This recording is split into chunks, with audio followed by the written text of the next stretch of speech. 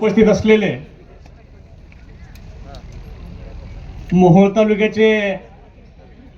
लोकप्रिय माजी आमदार महाराष्ट्र राज्य सन्माननीय यशवंततात्या माने साहेब या कार्यक्रमासाठी या ठिकाणी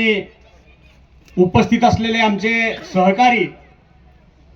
भारतीय जनता पक्षाचे सोलापूर जिल्ह्याचे अध्यक्ष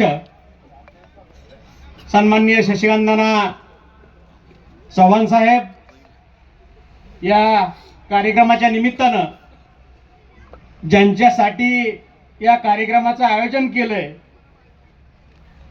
असे या कार्यक्रमातील सत्कार मूर्ती अहिल्यादेवी होळकर सोलापूर विद्यापीठाचे सिनेट सदस्य सन्माननीय अजिंक्य राणा राजनजी पाटील साहेब, या ठिकाणी उपस्थित असलेले मोहोळ नगर परिषदेतील गटनेते आमचे सहकारी सतीशाप्पा काळे, जिल्हा उपाध्यक्ष प्रकाशभाऊ चौरे, सुरेश राऊत, आमचे सहकारी सुशीलभैया क्षीरसागर, व्यासपीठावरील सर्व प्रमुख मान्यवर, सर्व नगरसेवक आणि ज्यांनी हा कार्यक्रम या ठिकाणी आयोजित केला ते आपणा सर्वांना परिचित असलेले पैलवान समाधानजी पाटील साहेब, आजच्या या कार्यक्रमाच्या निमित्तानं या परिसरातील माननीय आमदार राजन मालक पाटील यांच्या परिवारावर प्रेम करणारे या ठिकाणी उपस्थित असलेले सर्व बंधूंनो, नुकत्याच नगरपालिकेच्या निवडणुका झाल्या आणि आता शहरामध्ये महानगरपालिकेच्या निवडणुकीची रणधुमाळी सुरू आहे आणि आता नजीकच्या काळामध्ये जिल्हा परिषद पंचायत समितीच्या निवडणुका या ठिकाणी येऊ घातल्यात. गेल्या अनेक वर्षापासून भारतीय जनता पार्टी या देशामध्ये क्रमांक 1 चा पक्ष म्हणून काम करते. राज्यामध्ये देखील देवेंद्र फडणवीस यांच्या नेतृत्वाखाली क्रमांक 1 चा पक्ष म्हणून अनेक निवडणुकांमध्ये त्या ठिकाणी यश मिळवते आणि आपल्या सोलापूर जिल्ह्यामध्ये देखील भारतीय जनता पार्टी क्रमांक 1 चा पक्ष म्हणून मागील काही वर्षापासून काम करते. मोहोळ तालुक्यामध्ये भारतीय जनता पार्टीचं अस्तित्व थोडंसं कमी होतं आणि म्हणून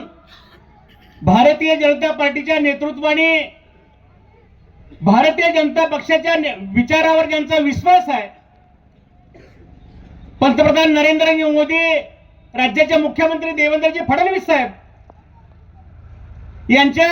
विकासावर ज्यांचा विश्वास आहे, अशी सगळी मंडळी भारतीय जनता पार्टीमध्ये घेतली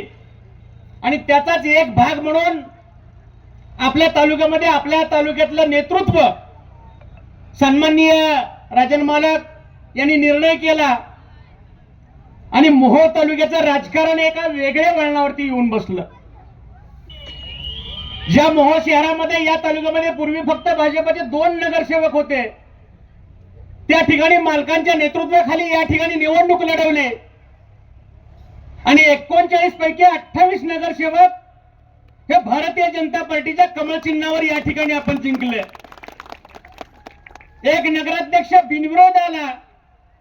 आणि दुसरा नगराध्यक्ष केवळ 100 मतं घ्यायला आपण कमी पडलो म्हणून त्या ठिकाणी थोडासा निसटता आपला पराभव झाला.